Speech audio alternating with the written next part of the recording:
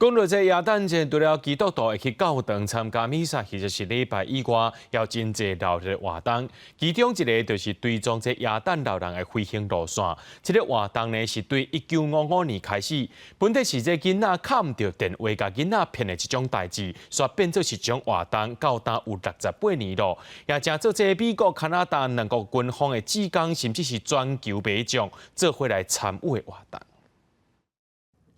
根据北美航空司令部所提供的资料，伫太空中适宜全球的耶诞老人，伫台湾时间24暗9点外到10点外之间，由南到北通过台湾顶面。由美国甲加拿大军方共同运作的北美航空司令部，英文缩写是 NORAD。前身之一是美国空军的本土航空指挥部，成立伫1954年，甲后来 NORAD 同款，拢设伫科罗拉多的彼得森空军基地，是冷战时代甲抗战苏联协助的第一道防线，即马有缘担负北美地区的航空甲太空防卫重任。1955年，一名官本想要打电话给耶诞老人囡仔，意外卡唔到号码接到指挥部。军方的大人就编造故事，讲耶诞老人已经飞到某一个所在，囡仔相信是真的，然后离传互真侪人。指挥部变做询问耶诞老人行踪的接线中心，军方也安尼成立追踪耶诞老人的专案计划。当日24点钟轮班的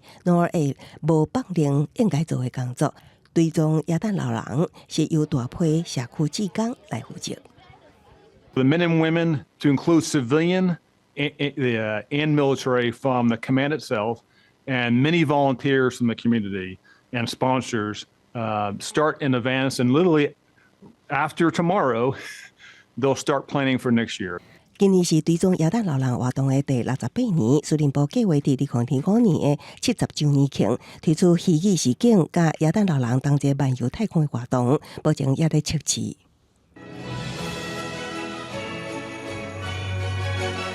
那伫传说中，耶诞老人故乡的芬兰北部小城市罗瓦涅米，是伫当地时间23暗，按照惯例举行耶诞老人坐雪橇分送礼物予囡仔活动。今年的耶诞老人伫出发进前也特别喜欢，希望真侪处伫赛车甲战乱中的囡仔会当早日有平安的生活。公视新闻旗下真编译。